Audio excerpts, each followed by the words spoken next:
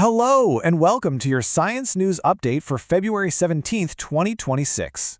All right, let's jump straight in because our first story is a big one. It could literally rewrite the ending of the universe as we know it. For a long time, we thought we had a pretty good idea of how it all winds down, but that might be about to get turned on its head.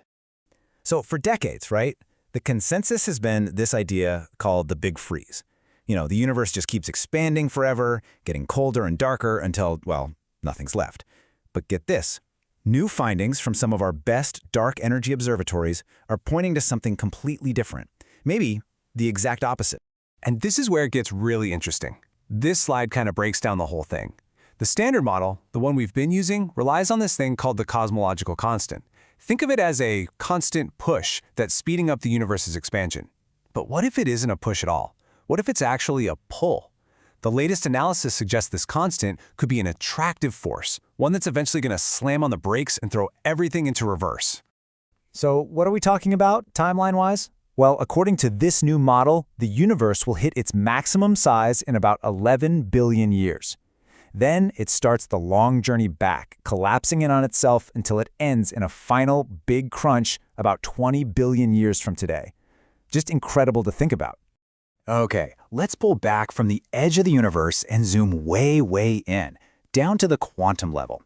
Because another huge theoretical idea just became a reality. Physicists have actually managed to trap electrons inside these super thin phosphorus chains, forcing them to move in just one dimension, kind of like beads on a string. It's a state of matter we've talked about for ages, but this is the first time anyone's actually seen it.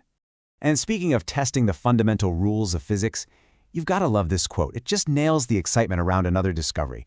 See, astronomers spotted a millisecond pulsar. That's a super dense star spinning hundreds of times a second, and it's orbiting ridiculously close to the supermassive black hole at the heart of our galaxy.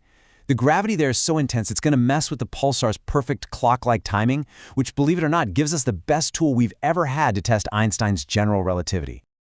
All these cosmic discoveries just go to show how much is still out there to explore. So let's shift gears and talk about our own efforts to reach for the stars, starting with our return to the moon and some adventures even further out. All right, some exciting news from NASA. It looks like Artemis II is back on track. This is the big one, the first time we're sending a crew around the moon since the days of Apollo. They fixed the hydrogen leak, and now they've scheduled a full-on wet dress rehearsal for February 19th. That's where they do the whole countdown and even load the fuel. If that goes well, we could see a launch as early as March 6th. And looking even further out, scientists have their eyes on Comet 3I/Atlas. This is only the third interstellar object we've ever spotted passing through our neighborhood. And what's really cool is we can see it's venting water and complex organic molecules, basically giving us a free sample of what another star system is made of. There's just one tiny problem. It's screaming through space at over 60 kilometers a second. We can't just launch something from Earth to catch up. So how do you catch something that fast? The answer is pretty amazing, actually. It's a clever little trick of orbital mechanics called a solar Oberth Maneuver. So here's the plan, and it is brilliant. You can't go direct. You have to take this scenic route. The idea is to launch a spacecraft in 2035, when Earth, Jupiter, and the Sun are all in the perfect positions. First, you'd swing by Jupiter to get a gravity assist, a nice speed boost. Then, you'd dive towards the Sun. Right when the spacecraft is at its closest and moving fastest, you fire the engines. Using the Sun's immense gravity like a slingshot gives you this massive kick of speed, enough to finally go catch that comet. We're definitely going to be keeping an eye on these missions and all the other amazing breakthroughs. So, if you want to stay in the loop, make sure you like this presentation and subscribe to the channel for all the latest updates. Okay, so from the far reaches of space, let's bring our focus all the way back home. In fact, let's go inward and look at some incredible breakthroughs in medicine and the future of healing the human body. This first one is huge, a really monumental step towards potentially treating paralysis. Researchers managed to grow a human mini spinal cord in the lab. Then, they simulated a severe injury to it. And this is the amazing part, they were actually able to heal it using a new therapy. Just wow. And the progress isn't just about healing physical injuries. The way we think about mental health is also going through a major redefinition. Take compulsive behaviors, for instance, like what you see with OCD. New research is suggesting that these aren't just bad habits or psychological issues. They might actually be caused by inflammation in key parts of the brain. That's a total game changer, right?